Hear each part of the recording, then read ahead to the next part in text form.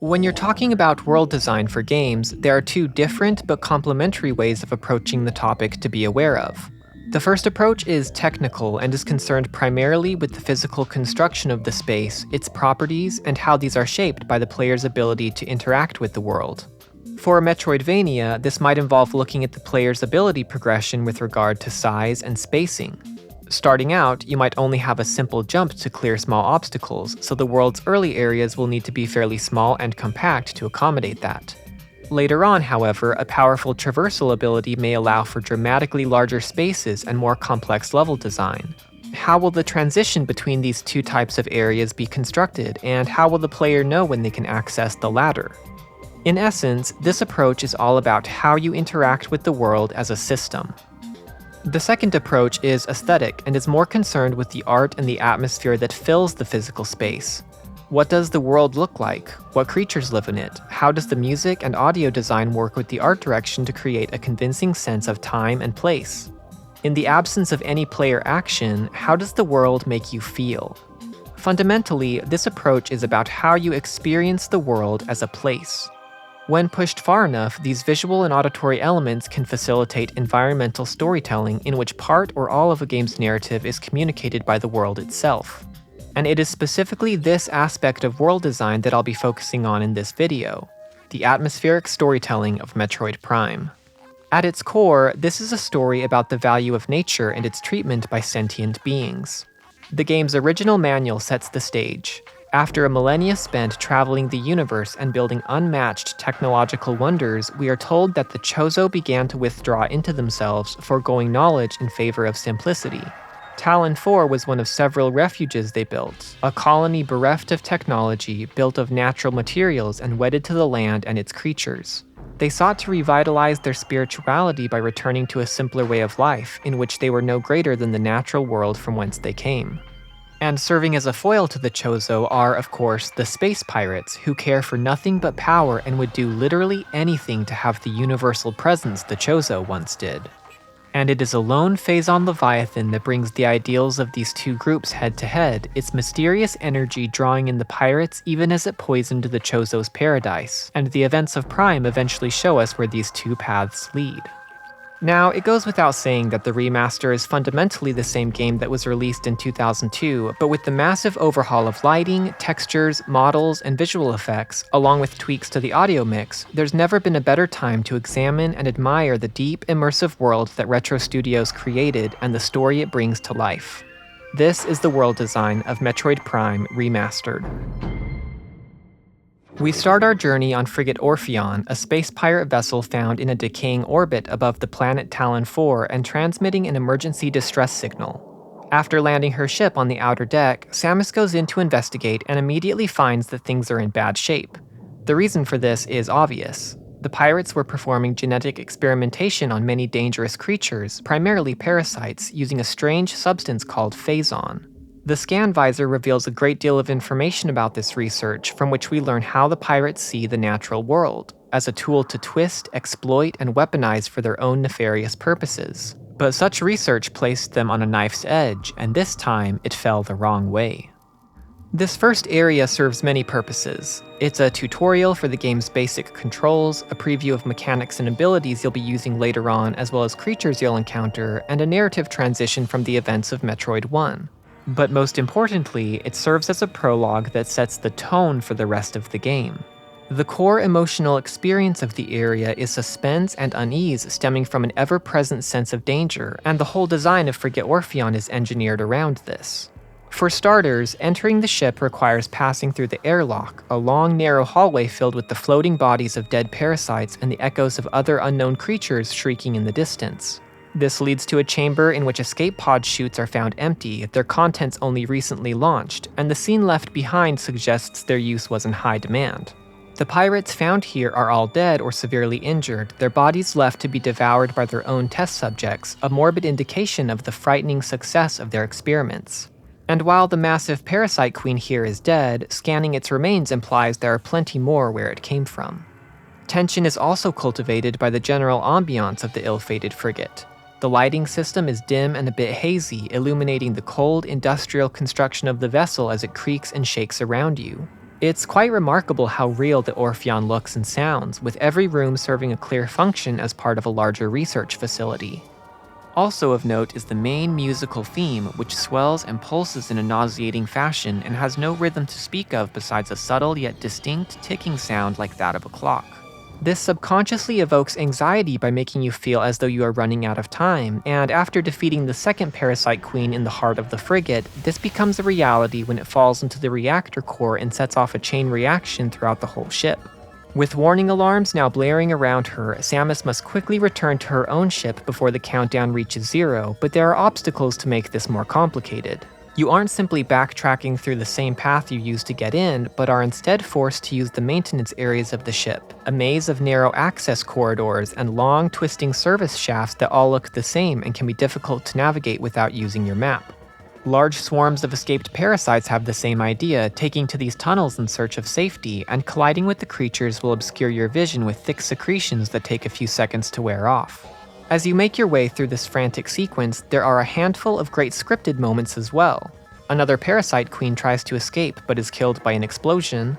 A massive piston almost crushes you as you make to enter a shaft, which you then must follow, praying it does not slam back through while you are still in it. Ridley awakens and breaks free of his tethers, causing debris to rain down. And of course, there's the depressurization blast that knocks you against the wall and damages your suit, causing it to lose many of its functions. Finally, Samus makes it back through the airlock and out to her gunship, immediately pursuing Ridley down to the surface of Tallon IV. By this point, you should have a good grasp of the types of dangers you'll be facing on this adventure, and are hopefully filled with a sense of urgency. As the adrenaline rush of the previous sequence abates, we find ourselves in Tallon Overworld, where the story really begins. And though it may appear unassuming at first, this is actually the most important area in the entire game. Why? Because it is what the Chozo value above all else. It is precisely what Samus is fighting to save.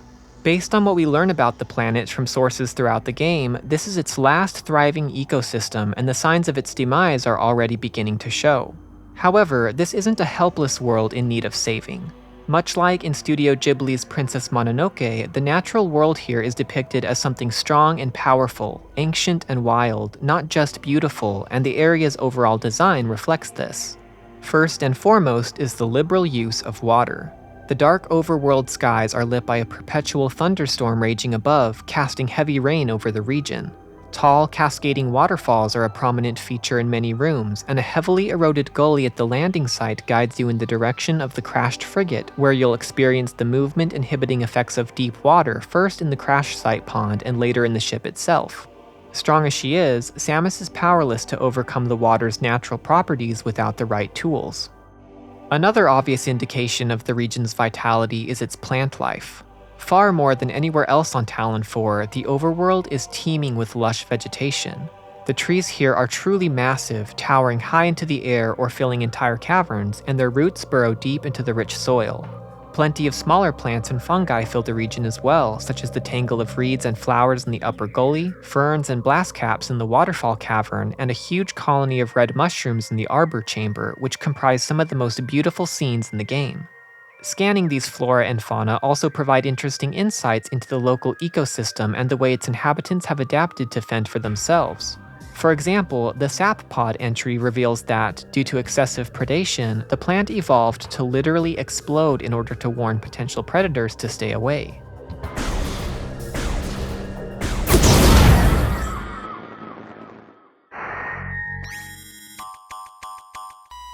But let's return to the frigate for a moment. Later on, the downed ship becomes available for exploration, which is an important narrative segment with regard to this central theme. When you first venture into the wreckage, its passages are cramped and dark, and eerie, dissonant music calls to mind the suspense of the prologue set in these same halls. But upon entering the reactor core, the very same in which Samus defeated the Parasite Queen previously, this suspense gives way to wonder. A soft piano melody begins to play, shafts of light pour in from the ceiling, and the ruined vessel takes on a surreal beauty. Aquatic creatures of all shapes and sizes can be seen colonizing this abrupt addition to their habitat, an indication of nature quickly reclaiming what was originally taken from it. There isn't any doubt that this world is strong and can take care of itself in normal circumstances, But the cosmic poison it now faces is no ordinary threat. I'll get to the Phazon Mines later, but for now, there's one final location of note in the overworld to discuss: the Artifact Temple. Fairly early on, you'll learn that this structure houses the central goal of the game, which is to collect the 12 artifact keys scattered around the world and use them to unlock the Chozo seal over the crater's core. The temple sits as the highest point of the overworld, built on a massive levitating landmass overlooking the impact site, which helps communicate the significance of the place without words. It is a testament to the Chozo's best attempt to save their world, and is where they officially pass the baton to Samus to finish what they started. From Tallon Overworld, we next make our way to the Chozo Ruins, where we see firsthand how the Chozo treated the natural world and tried to be one with it. Some plants are used as part of the architecture in the form of natural bridges and decoration, while others are carefully protected from it, like the large arboretum tree. The stone buildings themselves are comprised of quarried rock built in and around natural rock formations. And we learned that indigenous wasp species were trained and used to guard the vault, a place where presumably valuable items were kept. In contrast to the space pirates' weaponizing of Tallon IV's wildlife, this arrangement was mutually beneficial since the wasps wanted to live in this structure anyways. Additionally, we learned the Chozo settlement was built around a fountain or natural spring at high elevation, which made it possible for them to power their society with minimal machinery. Using gravity, they redirected the spring's water through the watering hall reservoir down to the gathering hall, where it was pumped to the incinerator for cooling. The remaining water then flowed to fill the reflection pool in the temple and supply decorative fountains. Following the meteor strike, this life-giving spring at the center of the Chozo settlement was unfortunately where the encroaching Phazon chose to dig in its roots, literally. As you explore the region, it gradually becomes apparent that everything points to the Sun Chamber. Tree leaves are rotting off their branches, pools of water are highly acidic, massive roots can be seen reaching over the watering hall wall, and environmental scans reveal the source to be close by. These small but numerous details build anticipation for the ensuing boss fight with Flagra, in which Samus burns out the Phazon mutated creature and allows pure water to flow once more. Along with providing a look at their treatment of and union with the natural world, the Chozo Ruins also provide an opportunity for Samus to connect with them on a more personal level. The highest number of wall carvings are found here and tell of the Chozo's prophetic hope in the Entrusted One and her defeat of the Great Worm. They also speak frequently of darkness, night, and shadow, a symbolic concept which is reinforced by the area's physical use of light and darkness. Rooms like the Sun Chamber and Tower of Light stand in contrast to the gloomy Totem Access and Ruined Fountain, just as Samus stands alone against the darkness in the Chozo's visions. One final detail that reinforces this idea of connection is that all three of the eye-based creatures of Tallon IV, the Ion, Oculus, and Reaper Vine, are found here, watching you like the eyes of the Chozo themselves, waiting to see what Samus will do next. With the ruins decontaminated and the Varia suit newly acquired, Samus is now able to venture into the superheated molten underworld of Tallon IV. In some respects, Magmoor can be considered the least remarkable area of the game. It contains no wall carvings, no bosses, only 2 abilities, and doesn't even have a dedicated entry zone. But this area was quite important to the Chozo and was designed with a specific theme and function. We learned from the Warrior Shrine that this region served as a Chozo training ground, the foundations upon which they would develop and hone their physical abilities. The magma pool found in Chozo Ruins may have been a training chamber built specifically to replicate this environment, and was likely the starting point for young Chozo who were not quite ready for the caverns yet. In similar fashion, Magmoor also functions as a training ground for Samus. The area is designed as one long tunnel, and with elevators leading all over the world, it serves as a travel system, most notably to and from Phendrana. When you break it down, the area is really just a giant obstacle course. Samus must pass through it many times, but if you're playing efficiently, you'll usually have a new ability that allows you to optimize your route through the course and improve your time. When you reach the endgame and take one final trip through Magmoor, most likely for the artifacts of strength or nature, it will be with confidence and speed. Samus has reached the end of her training, having walked the path of the Chozo warrior and become a warrior herself capable of fulfilling the Great Prophecy. But that's getting ahead of ourselves a bit. Samus's very first passage through Magmoor leads her to the frigid extremities of the planet, Phendrana Drifts. After blasting her way through an icy tunnel, she emerges into the beautiful snowy region, which immediately feels open and expansive. The area's sense of scale is further enhanced by its musical theme, which incorporates ample reverb and delay as if it were diegetic and echoing between the icy cliffs.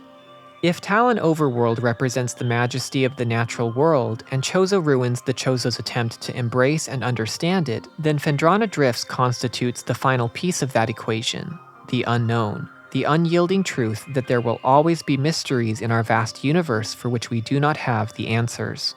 And the area approaches this idea in multiple ways, one for each of its three zones: ruins, research labs, and caves. Unlike those found in the desert, the Chozo ruins here were not simple living quarters, but rather temples and other religious structures, the largest of which is the Great Western Temple at the far end of Phendrana shorelines. With its towering chapel and magnificent statues, this structure is a symbol of the Chozo's sacred connection with Tallon IV and their endeavor to gain understanding and answers through a transcendent spirituality. And this proved fruitful to some degree, as we read in the logbook entry Harmonization that many Chozo had begun to sense things beyond the realm of ordinary perception. Strange sights and inexplicable sensations flood us with visions. We take this growing ability to be a sign of our burgeoning harmonization with the infinite. Perhaps, finally, the universe's secrets are becoming known to us. Next up is the Glacier 1 research base, consisting of the Hydra and Ether labs, where the space pirates attempt to gain understanding and answers through precarious science. Exploring these labs and hacking into their research gives you access to a massive amount of data, which ultimately reveals their research yields more questions than answers. The pirates are unable to figure out how Metroids work, they don't have a clue how Phazon binding works, and they aren't even sure how local creatures keep getting into their facilities. And when Samus steals the pirates' thermal imaging technology at the research core, the lights go out, a fitting metaphor for the work taking place there. In spite of all their knowledge and expertise, the pirates are stumbling around in the dark. The final section of the region is a system of quarantine caves out past the labs, the true wilds of Phendrana that few beings have seen, and is where you'll have your own experience with the unknown. Among the many sights to be seen here are large fish frozen within the ice that can't be scanned and are not seen inhabiting the region, which leads you to wonder, is this an ancient, extinct species that has been preserved? Or might they have simply moved on from the region due to changing environmental conditions? Similar questions are raised by one of my favorite rooms in the game, Phendrana's Edge. Not only does it have the best hidden artifact, the location of which is a mini mystery to be solved, but the name itself gives me pause. Every time I play through Prime, I get to this room and wonder, what lies beyond the edge? What mysteries remain out of sight, past the glacier? After obtaining the gravity suit from the distant reaches of Phendrana, Samus is finally able to return to the crashed frigate and make it all the way through to the Phazon Mines beyond. This transition is very effective, not only because it makes the connection between the overworld's final paradise and its looming annihilation, but also because it brings the story full circle back to where it began, a close look into the space pirates' treatment of the natural world. But unlike the situation on the Frigate Orpheon, in which the pirates were scattered, injured, and weak, Samus now must face them at the height of their power and degeneracy. And it all begins here at the main quarry, the spacious opening room of the area that showcases just how lifeless it feels. In contrast to the soft yellow hues of Chozo Ruins or the rich black of Magmoor Caverns, the rock here is a dull brown as though the life has been drained out of it, which it has by the impact crater. And you'll notice there is no flora or fauna in this region either. Aside from a small school of fish behind the save station that likely got into the facility's pipes from Tallon Overworld, the only living creatures are those being used by the space pirates for security or research, such as scatterbomus in the upper levels and Metroids in the lower levels. Like Phendrana, the area can be divided into three sections: mining operations, elite research, and Metroid Caverns.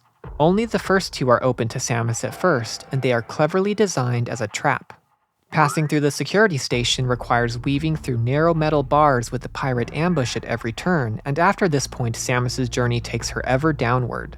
You must descend high vertical shafts, drop from observation platforms, fall into ventilation vents that fill with poisonous gas behind you, and ride elevators ever deeper until sight of the crater disappears.